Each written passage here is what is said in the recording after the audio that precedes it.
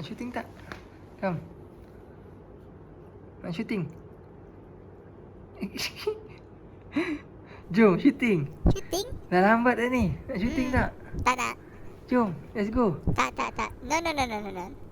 No. Tak nak? Tak nak. Jom, let's go shooting. It's okay. Alright, tak apa. Tak nak, tak apa. Buat seorang. Okay. Fine. Buat seorang lah kali ni. Wow, sex life.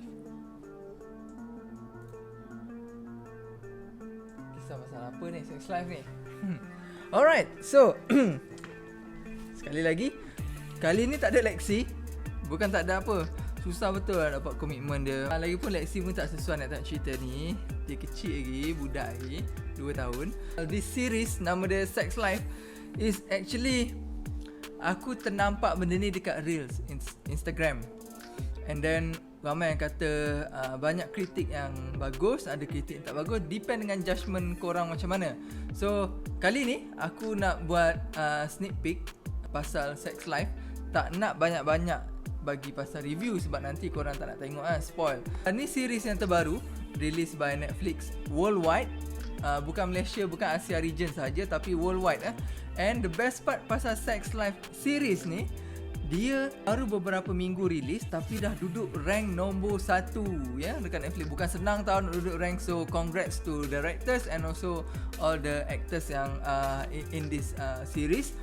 Kisah ni pasal apa? Sebelum aku nak go deeper into that kisah, aku first kali minta korang subscribe dulu and tekan button notification. Daripada situ nanti korang boleh lah follow next step dia kan. Alright, so dipendekkan cerita satu lagi, Sex Life ni tak sesuai untuk golongan-golongan yang berusia 18 tahun ke bawah. So kalau nak tengok, make sure korang umur 18 okay? Ni nasihat sekali lagi, yang mana bawah umur tak digalakkan tengok cerita ni sebab terlalu banyak scene-scene yang dedah sana dedah sini lah dalam cerita. Tapi untuk adult, no problem. Memang aku sarankan korang tengok. Aku introduce dulu karakter-karakter dalam Sex Life ni. Karakter utama bernama Billy. Karakter kedua bernama Cooper. Karakter ketiga bernama Brad. Karakter-karakter sampingan lain banyak lah. Antaranya Trina, antaranya Shasha. So, siapakah karakter-karakter ni? Billy, karakter utama dia, adalah seorang ibu kepada 2 anak dan juga seorang isteri. Kepada siapa? Kepada Cooper. Cooper tadi adalah husband kepada Billy. And siapakah Brad yang aku cakap dia? 3 karakter utama. Brad ni pula adalah ex-boyfriend kepada Billy. Okay, cerita dia macam ni. 8 episod in total. 1 season sahaja baru release. Okay, aku tak sure akan ada season kedua ke tak. Tapi nampak macam kalau bagi green light untuk director buat season 2, memang aku galakkan lah. Okay, kisah dia memang korang tak akan expect lah. Dia bukan typical cerita-cerita western yang love story lah orang kata. Cerita dia unik sikit. Kenapa aku cakap unik? Kalau korang pernah tengok 50 Shades of Grey, dia lebih kurang tu lah cerita dia. Cerita dia pasal Billy ni tadi, dia ni study dalam psikologi. So psikologi pula in sex desire. So dia ni antara orang yang dah 75% khatam Kama Sutra. Kalau korang kenal apa itu Kama Sutra. Kama Sutra ni adalah posisi-posisi ataupun kedudukan seks yang dipraktikkan daripada zaman dulu ke sekarang. Depends dengan desire seseorang. So Billy ni tadi memang suka seks-seks yang aneh. Si husbandnya tadi seorang yang ulat buku, seorang yang hidupnya tersusun. Memang cantik lah perjalanan hidup si Billy ni. Ada pelajaran elok, career elok, dia develop family dia elok. Dia ni lelaki normal lah senang cerita. Tapi siapakah si Brad ni? Brad ni ex-boyfriend kepada Billy tadi. Si Brad ni pula bad boy. Korang mesti macam perempuan yang suka bad boy. Mesti korang fikir macam tu kan. Okay, dalam cerita ni dia unik sikit. Walaupun dia bad boy, tapi career dia memang tip top lah. Dia adalah music label. So dia ni dah sign artis-artis bawah dia. Dalam movie ni dia highlight yang dia sign siapa tau? Jay-Z antaranya. Kau main-main bukan calang-calang si Brad ni. Okay, apa yang aku nak relatekan dorang tiga ni, kalau kau nampak dia macam triangle love tau, tapi dalam situasi orang yang dah kahwin. Tu yang buatkan cerita ni aku tengok sendiri pun aku rasa sakit hati. Episod 1 sampai 4 dah memang rasa tertekan dah sebenarnya. Aku macam apa benda ni kan, apa yang berlaku ni, kenapa jadi macam ni. So korang kena tengok sendiri. Tapi aku cuma bagi hint kenapa korang kena tengok diri ni. Kenapa korang kena tengok, sebab satu, dia dah kahwin tapi dia ada midlife crisis, which is bagi aku tak patut sebenarnya ada. Sebab dia dah ada family yang beautiful family, dah memang cantik dah, husband elok, anak-anak semua elok, kejiranan dia elok, semua dah elok. Tapi disebabkan satu benda je, dia sendiri conclude dia sendiri pecahkan, dia ada 85% family dia memang dah teratur, indah, anak dia comel-comel, kecil-kecil lagi, 2 orang, husband dia kerja elok, apa semua. Tapi satu benda je dia lack dengan husband dia, which is sex desire. Itu yang buatkan dia teringat balik kepada si Brad tadi, bad boy yang aku cakapkan tadi. So bila dia teringat balik, mulalah dia imagine apa yang diorang pernah lakukan waktu diorang muda-mudi dulu. Memang aku tak nafikan, memang diorang having a good, bukan a good lah, enjoyable life. Seriously, memang diorang enjoy je kerja diorang waktu diorang muda dulu, which is 8 tahun yang lepas kejadian tu.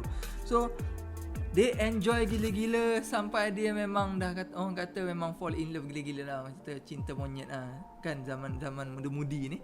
Jadi apa, dia teringat satu-satu and then dia tulis journal. Kenapa dia ni suka menulis? Dia ada background dalam thesis PhD in in psychology sex desire. So that's why journal dia memang tip-top lah. So dia tulis journal dia dalam MacBook dia. One day husband dia terbaca. So husband mana yang tak sentak kan bila kau baca, kenapa nama aku tak ada dalam journal ni, kenapa nama orang lain. Kat situ dia jadi konflik antara husband and wife tadi. Korang kena tengok, serius. Bila berlaku konflik, bagi yang emotional, aku sarankan korang control sikit emo korang. Memang akan rasa sakit hati, serius. So dah berlaku konflik. Bila berlaku konflik, definitely rumah tangga jadi tak bahagia. Bila rumah tangga tak bahagia, career laki dia pun affected. Jadi kehidupan seharian diorang yang indah kita tengok tadi hilang, sekelip mata hilang. Tapi now cara diorang nak betulkan balik diorang punya kejadian-kejadian yang berlaku-berlaku tu, bila nak betulkan balik, si Brad ni pula ambil langkah berani mati. Kau kacau rumah tangga orang. Jadi perempuan ni tadi, si Billy ni tadi, bila dah si Brad ni tunjuk yang dia masih suka apa semua, si Brad ni tak kahwin tau. Bila dia tak kahwin, dia memang sebenarnya niat dia memang dah tunggu-tunggu si Billy ni untuk comeback dengan dia. 8 tahun dia tunggu, katanya lah dalam ni. So bila berlaku macam tu, ada benda-benda yang tak menarik tau. Benda-benda yang yelah, kalau korang yang dah berumah tangga ni, mesti korang rasa tak happy bila ada orang ketiga kan.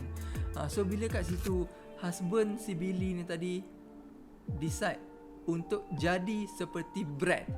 Padahal husband dia ni top performer tau dekat company dia, and even promoted into partner level. Memang dah cantik dah sebenarnya family dia, tapi disebabkan 15% sex desire tu je, adakah dia sanggup nak hilang family dia, ataupun dia sanggup hidup dalam keadaan kekurangan seks tu.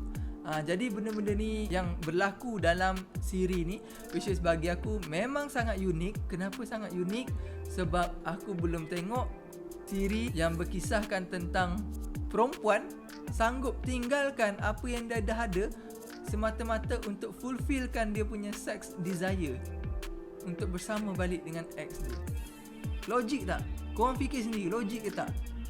Mesti tak logik kan. Bila aku tanya korang, ni yang aku nak korang sendiri tengok siri ni. Lepas korang tengok, ataupun kalau korang dah tengok 1-2 episod pun, datang kat segmen komen apa korang punya pandangan. So serius, benda ni memang good discussion lah bagi aku. Sebab nowadays kes cerai berai ni bukan perkara luar biasa dah. Dulu kita dengar kes cerai memang rasa kesiannya. Tak, sekarang kes penceraian sangat tinggi. and dah normal. So movie ni serius bagi message yang sangat-sangat bagus dekat orang yang orang kata ada tendensi untuk berlaku curang, ataupun yang masih tak move on dengan ex lama. So inilah yang berlaku sebenarnya. Bila ending dia nanti, dia 8 episod je, so sekejap je, satu episod dalam 40 minit. Ending dia serius, dia macam mana, kalau aku nak bagi spoiler tak syok pula kan. Dia, korang tengok sendiri lah, serius, korang kena tengok sendiri. And benda ni memang plot twist dia unpredictable, jalan cerita dia pun unpredictable, which is bagi aku something new untuk series macam ni. And tak sangka series ni meletup. Kalau korang tengok, semua actor and actress dalam ni memang dorang punya feature physical memang TikTok. Serius. Memang meet kriteria lah bila tajuk dia sex life kan. So tunggu lagi, korang kena tengok sendiri. And bila korang dah tengok, korang datang kat ruang komen, korang komen kat situ apa pandangan korang. Thank you so much guys. Kita jumpa next review. Bye.